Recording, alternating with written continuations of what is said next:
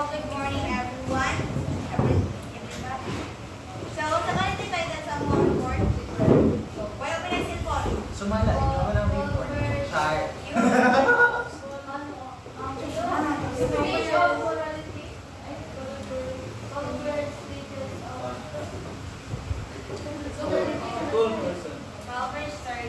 Stages of oral development. So, pila ka nito ka level? Sa kaya ito ka level? Conventional, pre-conventional, and post-conventional.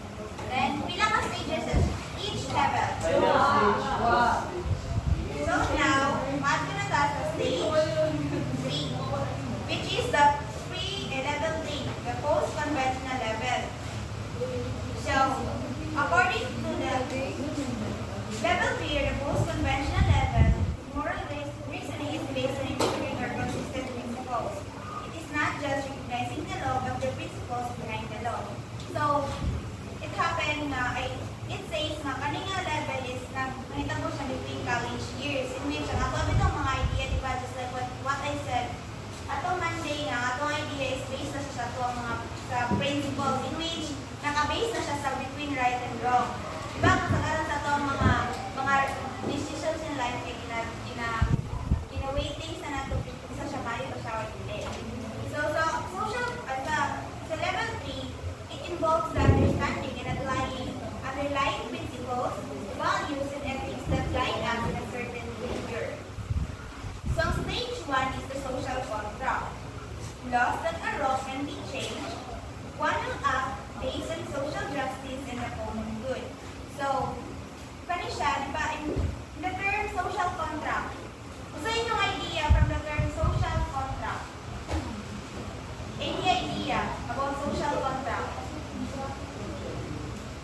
Di ba kung contract, it means not siya agreement, consensus, like, diba?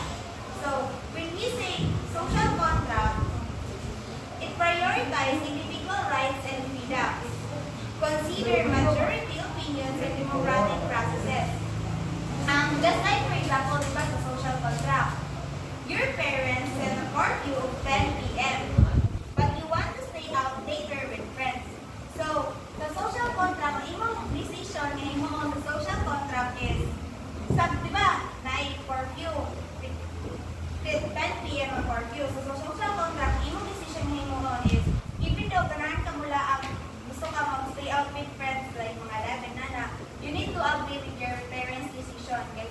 It means, di ba, ang social contract is kabutihan kang lahat ang mas ni-prefer. Mas kabutihan lahat. So, sundin mo itong lingon sa mga parents, i-describe mo ang imong own na kanang desire bitaw nga you wanted to go out with your friends. So, mas di-prioritize mo ang rules sa imong parents. Muna sa social contract. Mas, di ba, i-consider the real majority nga opinion rather than sa imong own.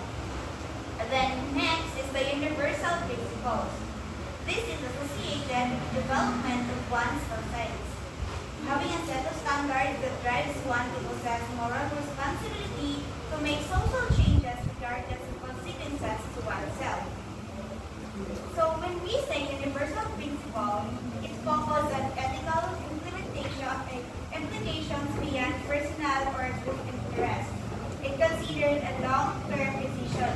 So there is a universal principle is like, i-disregard mo ang imong own, kaya mas i-prefer nimo ang kasubitaw